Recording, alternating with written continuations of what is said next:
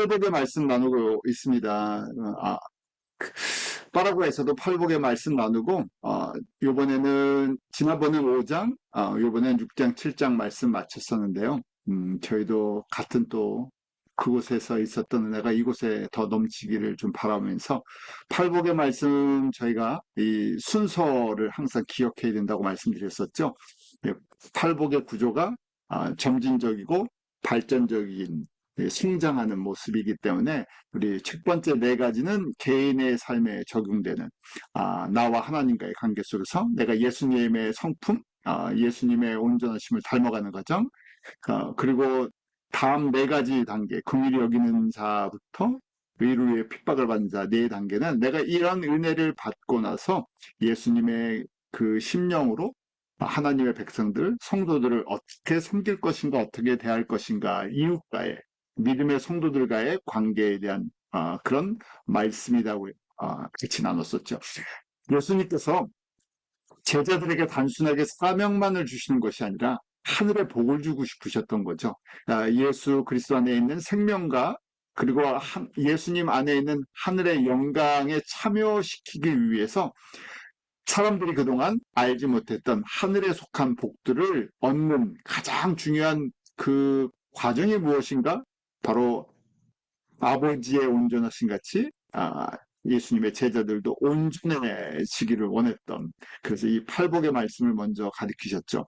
저희가 심령이 가난한 자, 애통하는 자, 온유한 자, 의에 줄이고 목마른 자, 이렇게 내가 내 안에 예수 그리스도를 아는 것, 예수 그리스도를 닮은 것이 없는 것을 인해서 애통하고 그것으로 훈련받고 하나님의 말씀과 성령의 기름 부으심에 목말라 하고, 그럴 때 이제 비로소 위로부터 임하시는 긍휼, 하나님의 은혜, 십자가의 그 은혜가 저희 가운데 채워지면서 내가 이제 긍휼을 베푸는 사람이 됐죠.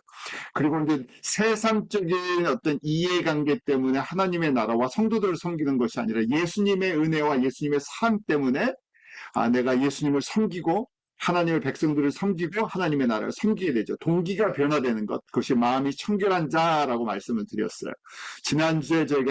지난번에 마음이 청결한 자를 하면서 말씀을 정리했기 때문에 마음이 청결한 자부터 저희가 다시 하도록 하죠. 그래서 이 마음이 청결하다는 것은 우리 속사람의 상태, 내면의 상태가 피어하다, 두 마음을 품지 않았다, 예수님만 의지하고 사랑한다, 지금 수직 계명이라고 하는 오직 하나님만 의지하고 사랑하는 거기에 충실한 모습들을 보여주죠. 많은 경우에 저희가 이 심령이 가난한 자부터 이 과정을, 팔복의 과정을 하지 않으면 신앙생활이 다 내 중심이죠. 내가 잘 되고, 내가 복을 받고, 내가 영광을 누리고, 목회자들도 마찬가지예요. 내 교회가 성장하고, 내가 이름이 높아지고, 내가 인정을 받고, 그래서 이 자기 중심, 자기 영광을 추구하게 돼 있어요. 이게 사람의 본성이죠. 그런데 예수님의 뜻과 예수님의 영광만을 구하기 시작하려면 처음부터 심령이 가난한 자부터 돼야 되죠. 내 마음에 나는 점점 사라지고 예수님만이 영광 받으십시오. 나는 점점 이 땅에서 없어지는 존재요. 예수님의 뜻이 이루어지는 그 과정에 쓰임받을 수 있는 것에서 감사를 드릴 수 있는 것. 그래서 저의 고백이 항상 주님의 은혜입니다. 주님의 영광을 위해서라는 이 고백이 그냥 저희 입술에 고백, 찬양이 되는 이 과정들이죠. 그것이 마음이 청결한 자다. 바울도 이것이 저질러지는 과정이 아니라 지금 팔복의 훈련의 과정처럼 우리 지금 이게 6번째 복이잖아요. 6번째 단계. 바울도 1차, 2차 시련을 겪으면서 이런 팔복의 모습으로 변화되어 가는 과정들을 보죠. 하나님께서 정결케 하는, 이렇게 마음이 청결한 자로 만들어주시는 것이 복이 있죠. 왜냐하면 마음이 청결한 자는 복이 있나니 저희가 하나님을 볼 것이며 라고 돼 있어요. 예수님이 어디에 계시고 무엇을 하시는지, 어떤 영광을 가지고 어떤 권세를 갖고 계시는지, 가장 중요한 것이 저희가 찬양을 드리고 예배를 드리면서도 멀리 계신 예수님이 아니라 나와 함께 하시고 내가 예수님의 피를 힘입고 하나님의 보좌로, 3층 천으로 하나님의 영광의 보좌를 바라보는 그 은혜로 들어갈 수 있는 것이죠. 그렇지 않으면 문제가 생기죠. 저희가 하나님의 나라, 하나님의 영광이 보이지 않으면 이 땅의 영광, 이 땅의 복, 이 땅의 것들을 제가 의지할 수밖에 없는. 왜냐하면 우리가 갖고 있는 한계성이에요. 육체가 더 빠르고 육체의 반응이 빠른 상태이기 때문에 그렇게 자연스럽게 갈 수밖에 없는 것이죠. 자, 바울도 이런 1차 과정을 통해서 첫 용광로 훈련을 10년 동안 받았다 그랬었죠. 사역을 시작했습니다. 45년에 안디옥 교회 교사, 이 지금 교육전도사로 시작을 해서 1차, 2차 선교 여행을 하면서 수많은 고난을 받았었고 또 죽음의 위기에도 처했었고 그 과정 속에서 예수님께서 특별한 은혜들을 또한 공급해 주셨죠. 2차 실현의 과정도 계속해서 이 실현이 끝이 안 났어요. 그만큼 저희가 팔복의 1단계부터 8단계가 한 번 끝났다고 끝난 것이 아니라 영적 성장 단계와 함께 이것이 계속 진행이 된다 그랬었죠. 영적 유아기의 팔복의 과정을 경험하고 또 영적 이 소년기에 또 팔복의 경험을 경험하면서 영적으로 성장해서 영적인 아들과 아버지가 될 때까지 계속 이 훈련은 성결의 과정이기 때문에, 성결의 훈련이기 때문에 예수님 만날 때까지 성숙해가면서 훈련을 받죠. 바울도 이 과정 속에서 점점 예수님의 성품에, 그 은혜의 성품에 점점 참여하는 그런 은혜를 체험합니다. 그러면서 특별한 것도 허락하시죠.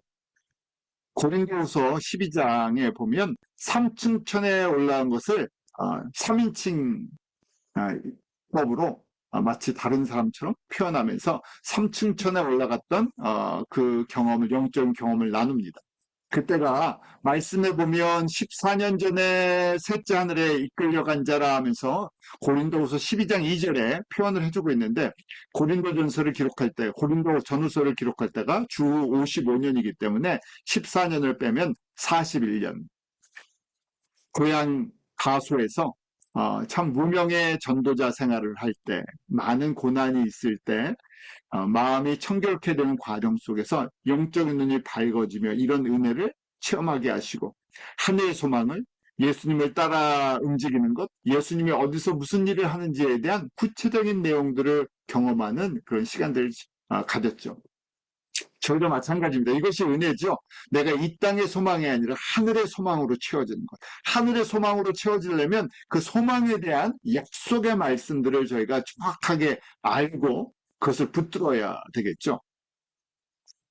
오늘날 저희가 보면 참 많은 그리스도인들이 또 전 세계에 사는 사람들이 어려움, 이 혼란한 시대잖아요. 뭐 정치적으로도 경제적으로 그렇고 불안정하니까 사람들이 위로를 어느 때보다도 위로를 더 받고 싶어요. 그래서 찬양도 가만히 들어보면 요새 그 인기가 있는 성도들한테 인기가 있는 찬송 찬양곡들이 전부 이런 이 세상의 아픔과 고난에서 위로를 받고 싶은 위로의 찬양들, 마음을 만져주는 찬양들이 많아진 것 같아요. 그런데 거기서 멈추면 안 되겠죠. 저희는 단순하게 이 세상에서 예수님의 위로를 받는 것이 아니라 하늘에 소망이 있는 사람들, 새하늘과 새 땅에 소망이 있는 사람들이죠. 또 이런 고난의 과정을 통해서 우리를 정금과 같은 믿음의 사람들로 예수님께서 만들어주시는 과정이라는 것을 저희는 인식해야 되겠죠. 이렇게 겸손케 하시는 것이 은혜다 하고 바울 자신도 고백하죠. 고린도후서 12장 7절에 보면 여러 계시를 받은 것이 지극히 크므로 너무 자고하지 않게 하시려고 내 육체에 가시고 사단의 사자를 주셨다. 겸손해지도. 사람이 잘 되면 교만해질 수 있죠. 너무 젊어서 잘 되면 사람이 넘어질 수 있는. 왜냐하면 교만해지려고 교만해지는 것이 아니라 내가 이렇게 열심히 해서 노력하니까 이만큼을 얻을 수 있었다고 생각을 하죠.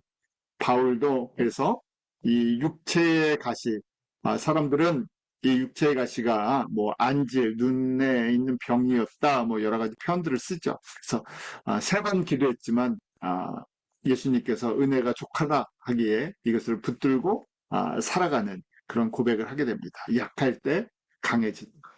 그래서 저는 예수님 옆에서는 나의 약함을 고백하는 것이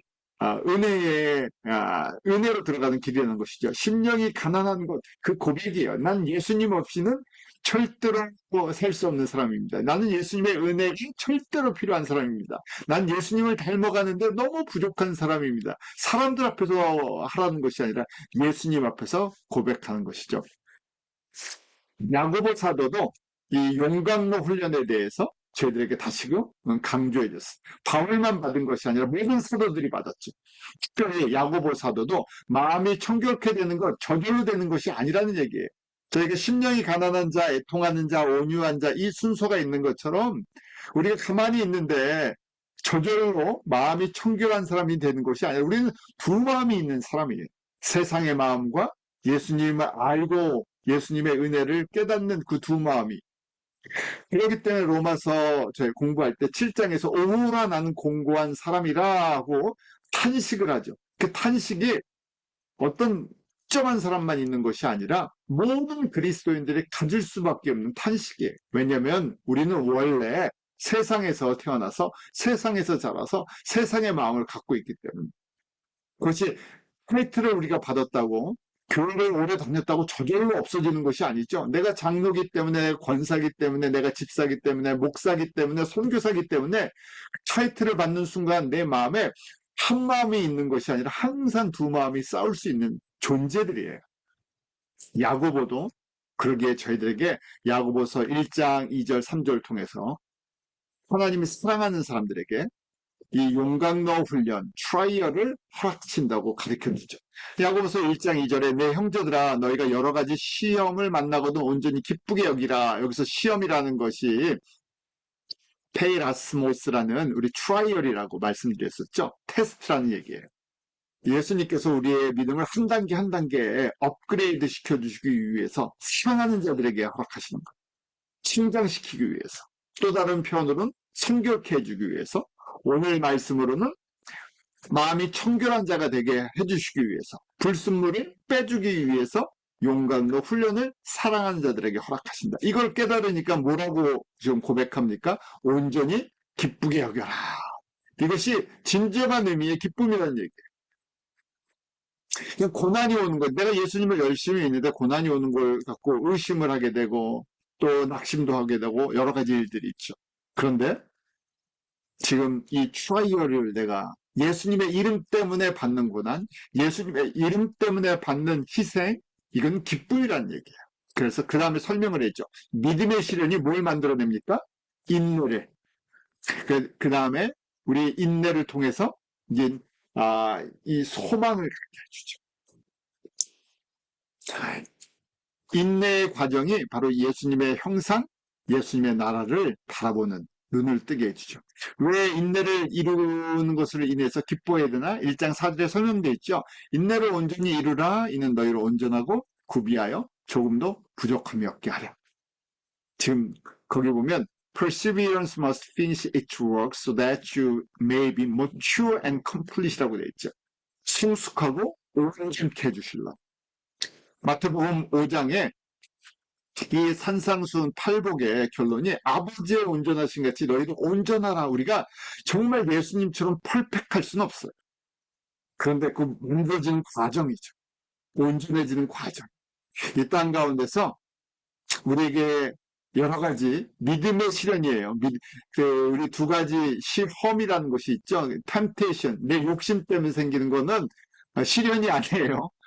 욕심 때문에 생기는, 내 욕망 때문에 생기는 것이 아니라 내가 예수님 때문에 받는 이 트라이얼 테스트는 나를 mature and complete, 나를 성숙하게, 나를 온전하게 만들어주는 과정이라는 얘기예요.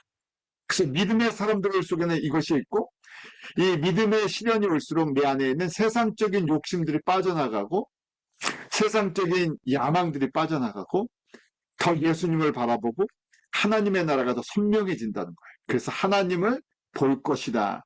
예수님을 정말 아이 컨택으로 눈과 눈으로 만날 수도 있겠지만 예수님이 이 땅 가운데 어떻게 역사하고 다스리시는지 어떻게 구원을 이루어 나가시는지 하나님의 나라를 회복하시는지 이 그림들이 보이기 시작하는 거예요. 제가 파라과이에서 이런 비전들을 같이 말씀을 나누면서 나눴습니다. 우리 시골에 있는 목사님들, 저희 우르부가 가보신 분들은 아시겠지만 정말 주변에 다른 곳이 없이 농사들 짓고 계시고 소박하게 생활하세요. 그런데 하나님께서 그분들 통해서 어떻게 일하실지 모르죠. 세상적인 눈으로 볼 때는 그냥 시골 목사님들, 시골에서 사역하는 사역자들이에요. 그런데 제가 그런 말씀을 나눴어요. 하나님께서 이 라틴 아메리카, 이 남미를 한 원어 그 스페니쉬로 500년 전에 만들어 놓으셨어요.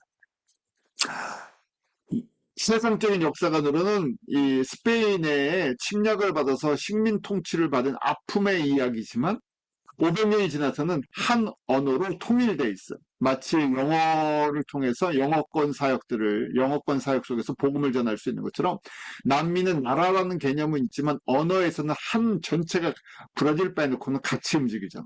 그래서 시골에 살았던 도시에 살았던 이 스페니쉬를 통해서 내가 복음을 정확하게 안다면 나에게 예수님이 어떻게 일하시는 것이 보인다 그러면 이분들 통해서 우루부과 파라과이뿐만 아니라 이 남미 전체 어느 곳에서 주님께서 보내시면 가서 일할 수 있는 사람들이 되죠. 마찬가지예요. 이런 과정을 통해서 온전케 만들어 주시죠. 예수님께서는 능력이 있었던 제사장이나 바리새인이나 사두개인을 뽑은 것이 아니라 예수님이 원하시는 어떻게 보면 가장 촌스러운 가장 어리석어 보이는 갈릴리의 사람들을 선택하셔서 훈련시키시고 온전케 하셔서 주님의 일꾼으로 사용하셨죠. 그래서 순종하는 과정 속에서 지금 온전하고 구비하여 부족함이 없게 하신다. 저희도 예수님께서 이렇게 만들어 주시죠. 이렇게 예수님의 형상으로 만들어가는 것이 개인적으로도 복이고 또 저희가 교회에도 복이죠. 이 과정, 온전해지는 과정, 예수님의 형상을 닮아가는 과정, 팔복의 사람이 되는 과정, 또 다른 표현으로 보면 고린도전서 13장 말씀처럼 사랑의 열매를 만들어 나가는 과정이죠. 이 과정을 통해서 모든 것을 참으며 모든 것을 믿으며 모든 것을 바란다. 그래서 믿음, 소망, 사랑의 열매가 만들어지는 것. 이것을 큰 의미의 하나님의 구원을 이루시는 과정이라고 보는 거예요. 왜냐하면 그냥 하나님의 구원, 예수님의 구원할 때 죄사함 받고 천국 가는 것, 이거는 그냥 들어가는 입문이고 하나님의 구원, 예수님의 구원은 단순하게 영생을 얻고 천국에 들어가는 것이 아니라 하나님의 영광에 참여시키시는 거예요. 하나님의 나라를 기업으로 주시는 거예요. 그렇기 때문에 팔복의 말씀을 주신 거예요. 만약에 제자들에게 예수 믿고 제사함 받고 구원받는 것이 목적이라면 부르셨을 때 내가 너로 생명을 얻고 구원을 받게 하기를 원해서 너희를 불렀다. 그렇게 말씀하셨을 텐데 지금 복에 대한 말씀을 주시죠. 심령이 가난한 자는 복이 있나니 무엇을 얻을 수 있다고요? 천국이 저희 것이다. 그 천국을 맥시멈 소유하고 누리고 거기서 이 즐거움을 가질 수 있는 상태예요. 온전한 하나님의 나라를 회복하는 것. 창세기로 봤을 때는 에덴 동산에서 아담과 하하가 하나님이 만들어 놓으신 모든 것, 피조물들을 그 안에서 그 피조물의 그것들을 누릴 수, 그 영광을 누리면서 예수님께 영광을 올리는 그 상태죠. 그렇기 때문에 천국을 주고 싶으신 거예요. 그 마지막 8번째 복도 의리의 핍박을 받는 자는 복이 있나니 천국이 저희 것입니다. 그래서 첫 번째, 8번째 복은 현재형이라고 했죠. 그 심령이 가난한 자가 이제 천국의 맛을, 천국의 영광, 권세를 이제 못 보기 시작하는 거예요. 그래서 의를 위해서 핍박을 받는 자가 맥시멈 예수님 안에 있는 그 하늘의 기업, 하늘의 영광을 소유하는 것. 그 결론적으로 뭐겠습니까? 제자들에게 천국의 기업과 영광을 주고 싶으신 거예요. 단순하게 생명을 주는 것이 아니다. 이것이 하나님의 구원을 이루시는 구원의 완성이란 얘기예요. 그래서 그걸 바라보면서 그 큰 그림이 있으니까 우리가 인내할 수 있지. 그 다음에 그 큰 그림에 믿음이 있지.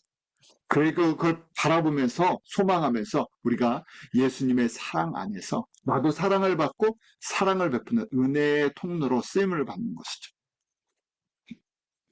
이것이 지금 마음이 청결한 자가 되어가는 과정이에요. 다니엘의 세 친구, 우리 구약의 다니엘서에 보면 다니엘의 세 친구가 있어요. 신상 앞에 절을 하지 않은, 우상을 섬기지 않은 것 때문에 풀무물에 던져지죠. 그때 그 풀무물 안에서 아, 여호와께서 그들을 건지시는 것, 보호하시는 것을 경험해냅니다. 그 바벨론의 왕이 도대체 여기서 건져낼 신이 어디 있겠냐? 이 3장 15절에 너희를 내 손에서 건져낼 신이 어떤 신이겠냐? 그런 신이 있다. 그러하죠. 그렇죠. 세상의 모든 신은 가짜의 우상이죠. 오직 예수님만이, 삼위 하나님만이 참 신이시죠. 나머진 허황된 허상이란 얘기예요. 그래서 우리가 섬기는 하나님, 신장 다니엘서 3장 17절 18절에 고백하는 것처럼 우리가 섬기는 하나님은 세상의 우상과 다른 거죠. 우리를 구원하시고 우리를 온전케 하시고 우리를 하나님의 영광에 인도하실 분이시고 우리가 그분을 의지하고 섬길 때 모든 고난 속에서 영광으로 변화시키시는 분이시죠. 그래서 마음이 청결한 자, 이 여섯 번째 마음이 청결한 자의 복은 하나님을 본다. 그래서 선교지도 마찬가지. 선교지에 가서 여러 가지 다른 걸 볼 수 있는데 거기서 예수님이 일하시는 걸 발견할 수 있죠. 예수님이 어디서 무슨 일을 하는지 선교지를 가서 사역을 하는 거 저희가 단기 선교 사역도 있고 뭐 장기 선교 사역도 있는데 정말 중요한 건 교회를 섬기도 마찬가지예요. 예수님이 무엇에 관심을 갖고 어떻게 일하시는지를 저희가 볼 수 있다는 거. 이런 자들에게 주시는 복이 있죠. 정말 영적인 눈이 밝아져서 예수님이 가시는데 나도 가고 예수님이 일하시는데 나도 일하게 되죠. 자, 야고보서 1장 12절 시험을 찍는 자는 복이 있나니 이것이 옳다 인정하심을 받은 후에 주께서 자기를 사랑하는 자들에게 약속하신 생명의 면류관을 얻을 것이다. 자, 마음이 청결한 자, 시험을 찾는 자, 시험을 견디는 자, 훈련된 자들에게 생명의 면류관 주신다는 것이죠. 또 칭찬과 영광과 존귀를 받을 것이다. 베드로전서 1장 6절 7절에 보면 믿음의 시련의 불로 연단되어지면 정말 예수님 앞에서 칭찬, 영광, 존귀. 베드로도 이 과정을 좀 겪고 있었던 거예요. 사도의 행전에 보면 한때는 이 예루살렘 교회 성장 때문에 자기도 모르게 높아져 버렸죠. 그러다가 이제 겸손의 이 훈련들을 받기 시작합니다. 마지막 순교의 자리에 들어가기 전 베드로 전후서 마지막 편지죠. 마지막 서신서에 기록할 때 이 믿음의 시련의 불. 그래서 이것이 돈보다도 너무 귀한 건데 내가 예수님 만날 때, 예수님 다시 오실 때 칭찬과 영광과 존귀를 얻게 해줘. 거기에 대해서 눈을 뜨게 된 거예요. 세상 사람들의 칭찬, 이 세상의 영광, 존귀함이 아니라 예수님 앞에서 받을 것. 저희도 있다는 것이에요. 그래서 이 말씀을 저희도 같이 보고 시간이 변화되는 거죠. 회개라는 것이 단순하게 죄만 회개하는 것이 아니라 내 성품, 내 가치관, 내 세계관, 내 이런 것들이 변화되는 거예요. 예수님께 이제 초점이 맞아지지. 그게 진정한 의미의 변화와 회개의 역사죠. 베드로도 이것이 평생 걸렸던 거. 저희도 마찬가지죠. 예수님이 우리에게 이 땅에서 믿음의 여정을 허락하는 거, 이 시간만큼 변화될 수 있는, 거꾸로 보면 은혜 속에서 훈련받을 수 있는 시간이 있다는 얘기죠. 저희